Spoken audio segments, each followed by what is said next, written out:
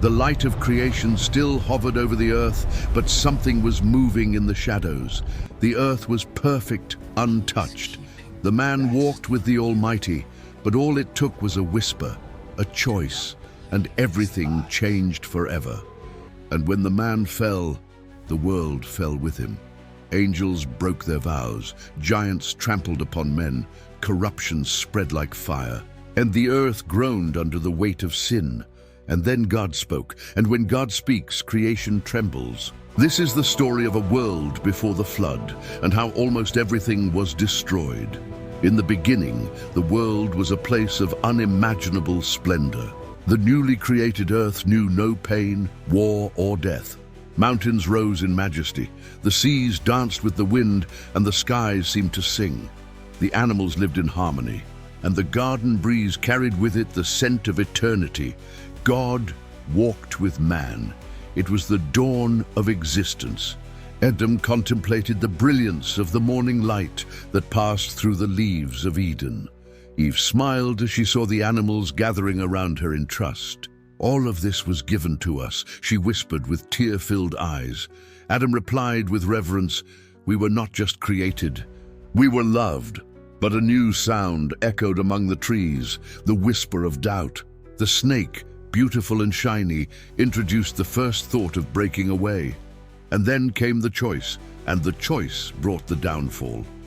Eden, once a home, became a memory. Adam and Eve left the garden filled with shame and longing. A flaming sword was placed at the entrance, and with it the separation between heaven and earth. And when Eve gave birth to her first son, Cain, there were tears in her eyes and blood in her womb. It was the beginning of humanity, but also of pain. Cain grew up proud and distant. Abel, his brother, was humble and dedicated to the Lord. "I will offer the best of my sheep," said Abel. Cain, with bitterness, replied, "The fruit of the earth also has value." When God was pleased with Abel but rejected Cain's offering, jealousy turned into poison, and the field became a tomb. The blood of the righteous cried from the earth, and the face of God was hidden for a moment. Cain, now a fugitive, left behind his mother's gaze and his father's silence, but life went on. Seth was born, and with him a lineage that still sought the Creator. Men lived for centuries. Births and deaths became like waves in an ocean of time. Knowledge was growing, tents were erected, animals domesticated, metals shaped. Melodies sung on the first harps and flutes. Civilization was born at a fast pace. The fertile plains became homes, the tribes became cities, men named the winds, carved images, built altars. But few were those who invoked the name of the Lord, and among them emerged a man, Lamech, a descendant of Cain, a man of sharp words and a violent hand. "I killed a man for wounding me. If the mark of Cain demands vengeance 7 times, mine will demand 77. It was a time of pioneering, but also of pride. Jabal became the father of those who live in tents and raise cattle. Jubal, master of melodies, made bone flutes and harps with plant strings. Tubal-Cain, the blacksmith, forged spears and swords with the newly discovered metals. Art and war were born together. Beauty and destruction walked side by side. Cities were growing. Leaders became kings. Rough stone palaces rose in the valleys. Festivals, sacrifices, and altars dominated daily life. But high above, the Lord saw the distance between him and man grow. Faith was giving way to power. The search for the divine was replaced by self-exaltation. But not everything was lost. In the days of Enosh, people started calling upon the Lord again. There was still hope. Amidst the growing corruption, sparks of faith held on like embers in the dark. Creation, however, already bore the weight of man's choice. The trees seemed less green, the skies less clear, the animals more wary, the earth restless. And then came the whispers. Ancient tales spoke of celestial beings descending to earth, the Watchers. Their presence inspired admiration and fear. Men called them gods, women saviors, and upon their arrival the world would never be the same. They came from above, but their eyes longed for the earth.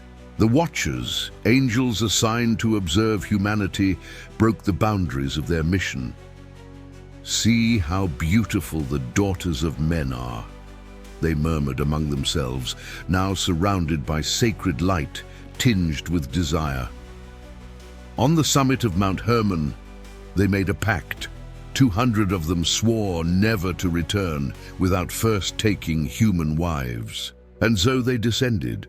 They were received as gods, their robes shone, their voices were like calm thunder, their eyes penetrated the soul, women desired them, men feared them, and the children from these unions were not ordinary. They grew in stature, strength, and arrogance. They were the Nephilim, the giants, the heroes of renown, the first tyrants. Cities started building statues in their honor. Their names were whispered with reverence and fear. But something was wrong. They did not age like humans. Their hunger was insatiable. First they ate the grain, then the cattle. When there was no more food, they turned against the humans themselves. The fertile plains became fields of slavery. The Nephilim demanded blood tributes. The Watchers, now corrupted, taught witchcraft, astrology, charms, genetic manipulation, hallucinogenic herbs, and weapons of war. The sky began to darken. Asbeel, one of the leaders, taught men to forge swords, shields, and armor. Amazraz taught women how to seduce, apply eye makeup, and invoke the elements. Knowledge is power, and power is control. War became art. Lust turned into religion. Blood flowed over stones like wine. In the midst of this collapsing world, a new race of creatures was born, hybrids, abominations, beasts crossed with men, winged serpents, men with eyes of fire and skin of iron, women with voices that drove people mad. Creation was being violated, and the heavens watched in silence. But not everyone was quiet. A man walked with God. His name was Enoch. Descendant of Seth, he did not accept the course of the earth. His eyes saw beyond the veil. His dreams were prophetic. In a vision, he saw the throne of God and heard, "Go and proclaim the judgment that will come." Enoch stood before the crowds and shouted, "The Most High sees, nothing is hidden. The Watchers will be judged. The giants will fall. The earth will be washed by waters never seen before." But they mocked him, laughed at his words, and tried to silence him. Enoch, however, was not afraid. He wrote everything on stone and skin scrolls. His record spoke of portals, celestial spheres, angelic hosts, and the day of the great judgment. One day, Enoch disappeared. He was no longer seen among men. They said that God had taken him for himself. The absence of Enoch deepened the darkness. Without warning and without limits, the Watchers continued their works. The forests started to wilt, the ground trembled. The stars seemed less bright. Nature itself groaned under the weight of corruption. The cry of the earth reached the heavens, and the Most High summoned his holy angels. What has been done cannot continue. The Watchers will be chained, their children extinguished, the land purified. The archangel Uriel was sent to Enoch, already among the heavens, to write the sentence of the fallen angels. Michael, Raphael, and Gabriel prepared for the execution of judgment. But on earth, corruption still spread. Men were building towers to reach the heavens. Women offered their children in rituals to the Nephilim. The innocent blood cried out from the ground. And while the Watchers taught the art of controlling the elements, the world burned with magic, cruelty, and darkness. The nights were no longer silent. In the wind, one could hear screams. The ground had cracks. In the skies, lightning danced without thunder. It was as if all of creation knew something was approaching, something terrible. A forgotten judgment promised in ancient times. And amidst the chaos, a lineage still held on. The descendants of Seth, though weakened, preserved the memory of the Creator. They hoped, prayed, and taught their children that not everything was lost. Among them was a quiet, just, hard-working man, while others lost themselves in revelry and violence. He walked among trees and listened to the voice of the wind. His name was Noah. Noah worked the land with calloused hands and a serene look. The men scoffed at him, saying he was old-fashioned, a dreamer. But Noah held a secret that didn't come from men. He listened to the voice of God. When walking through the fields, he felt the presence of the Almighty as a gentle breeze among the leaves. His sons, Shem, Ham, and Japheth, learned from him to fear the Lord, even amidst the most corrupt generation that ever inhabited the earth. One night, the sky opened up. The darkness shimmered in shades humanity had never seen before. A presence surrounded Noah, and a voice like thunder spoke to his spirit. "The end of all flesh has come before me. The earth is full of violence. Make yourself an ark of gopher wood." Noah fell to his knees, trembling. "Sir, how will that be?" And the voice continued, "I will give the measure, and with you I will establish my covenant." The next morning Noah gathered his family and spoke firmly, "God spoke to me. Judgment will come in the form of water. We must build an ark." The children looked at him in silence, and Shem was the first to say, "If the Lord spoke, we will obey." And so the project began. The wood was cut. The sound of the axes echoed through valleys that had never known rain. People in the cities laughed as they passed by. "Look at the crazy person. Who builds a ship where there is no sea?" Noah didn't respond. Sweat was dripping from his face as he placed beam upon beam. He was driven by faith. Meanwhile, the Nephilim ruled the cities with an iron fist. Men were forced to fight each other for entertainment. Children were subjected to rituals. The gods, now deformed in their essence, lived in palaces built by slaves. The light that once shone had been replaced by deep darkness. But the angels in heaven also moved. Michael was ordered to attack the Nephilim. With heavenly fury, he descended like a fiery storm, accompanied by hosts armed with swords of light. The heavens and the earth trembled. The giants fell in epic battles. Their voices shook the valleys.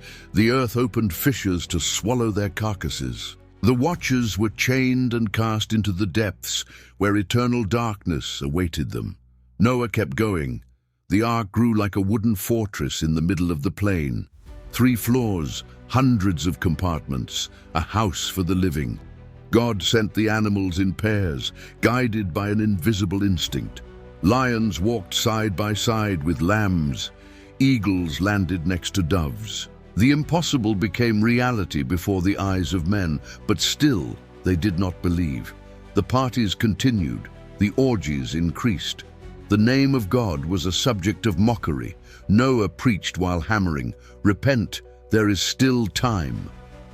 More laughter was the only response. Women danced around bonfires. Men chanted songs of worship to the Nephilim. Even as the heavens foretold chaos, signs began to appear. The moon turned red. Wild animals fled the forests. Contrary winds blew from the east and west at the same time. A light rain fell in places where it never rained. The ground shook underfoot. Even so, the human heart remained hardened. And then came the 7th day. The ark was ready.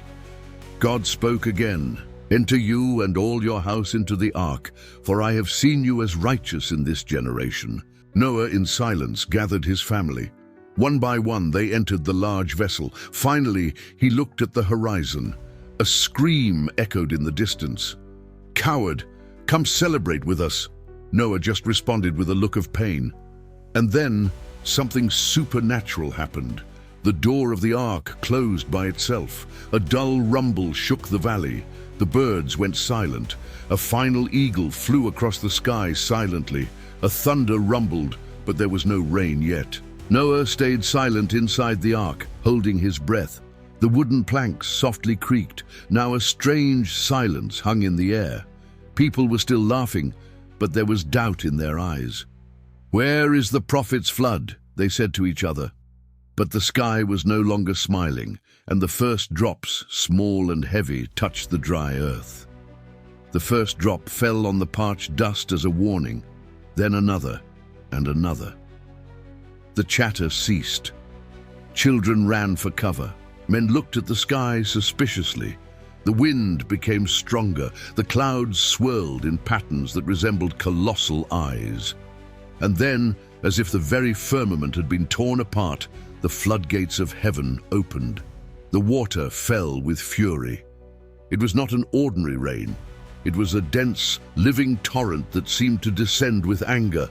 Lightning flashed across the sky like spears. The ground shook, and from the earth, violent jets of water began to burst forth, cracking the ground into deep veins. It was as if creation was being undone. Inside the ark, Noah prayed silently. The wood trembled, but it remained firm. The animals, agitated, roared and howled in despair. The drops became waves. The puddles became rivers. The roads disappeared. The houses collapsed. The cities were swallowed. Outside the ark, panic set in. Those who mocked now ran in desperation. "Noah, open up! Let us in!" they shouted while knocking on the thick wood. But the door had been sealed by God himself. No human force could open it. "Forgive us! We believe now!" But it was already too late. The waters rose with relentless speed. Ancient trees fell like fragile branches. Towers erected in honor of the Nephilim collapsed like sand. The mountains began to disappear under the veil of the waters. The cries of men mingled with the roar of the waters and the thunder of divine wrath. The giants, once considered gods, tried to resist. With brutal blows, they attempted to hold back the currents, but the waters covered everything. One of them, in a desperate voice, roared, "We are eternal!" And then the waves swallowed him, silencing his arrogance forever. The altars of the watchers were torn from the ground. The statues crumbled, the inscriptions faded. Profane knowledge, lust, sorcery, it was all submerged. The earth was being washed with tears and rage.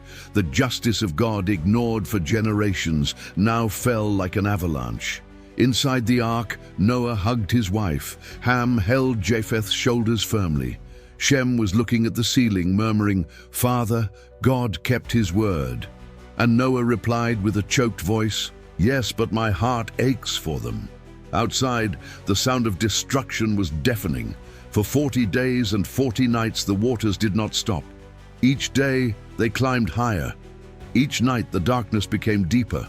Thunder roared like celestial beasts. Lightning cut through the skies like swords in a war.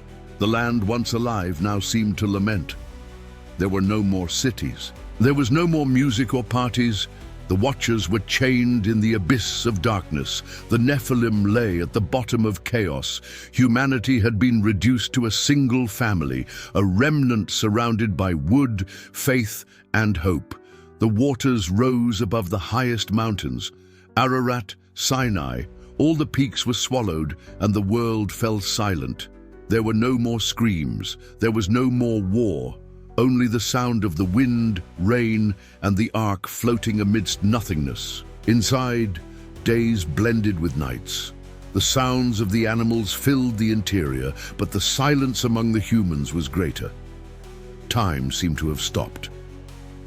"How many would still be alive?" Ham asked in a whisper. Noah replied, "None." And a tear ran down his face. On the water's surface, logs floated, torn clothes, remnants of buildings. It was the cemetery of the old world. What was once dominion is now ruin. The eagles no longer flew. The wild beasts lay lifeless. Human pride had sunk. But God had not forgotten his promise. Above the clouds, the light was still shining. The angels looked at the ark with reverence. What had survived inside was not just flesh, it was the hope of a new beginning. The waters then began to lose their fury. The roar of the rain became a murmur, the thunder distant. The clouds began to part, and in the distance, a ray of sunshine pierced the mist. It was the first beam of light in 40 days. The earth, although submerged, still existed. The ark floated solemnly like a witness between worlds. The old world had been judged, and now A new time was born over the waters, but it was still necessary to wait. The sun timidly reappeared over a silent world where Noah's ark solemnly floated on the waters that covered the entire earth. Shrouded by darkness and the sound of the sea, Noah kept his faith as days turned into months. When the rain stopped, the sky cleared and a fresh breeze filled the ark. Noah released a raven, then a dove, and it was an olive branch that brought hope. With reverence, Noah thanked God. The waters receded, mountains emerged, and the ark rested on Mount Ararat. Then God spoke, "Get out of the ark, you and your wife and your sons' wives with you. Bring out every kind of living creature that is with you, the birds, the animals, and all the creatures that move along the ground, so they can multiply on the earth and be fruitful and increase in number on it." The door opened, and the light bathed the interior like a blessing. Animals came out free. Noah finally stepped on the ground and in silence built an altar to the God who judges, but also renews. The sacrifice rose to the heavens, and God moved, promising, "Never again will I curse the ground because of humans, even though every inclination of the human heart is evil from childhood, and never again will I destroy all living creatures, as I have done. As long as the earth endures, seed time and harvest, cold and heat, summer and winter, day and night will never cease." As a seal of this pact, a rainbow shone across the skies, and Japheth asked, "Is it a pact?" "Yes," said Noah, "a covenant between the heavens and the earth." The earth, though wounded, was blooming again. Buds emerged among wet stones. Birds sang, rivers carved new paths. Life was starting again. Noah's sons were working, their wives were gathering roots, and the cold nights now brought stories and hope. Noah knew that evil still dwelt in the heart of humankind, but he also knew that God's love was greater. The ancient world, corrupted by giants and rebellious angels, had been buried by the waters. A new world was being born, and with it, an eternal truth. The earth can be cleansed, but the heart of man still needs to be transformed.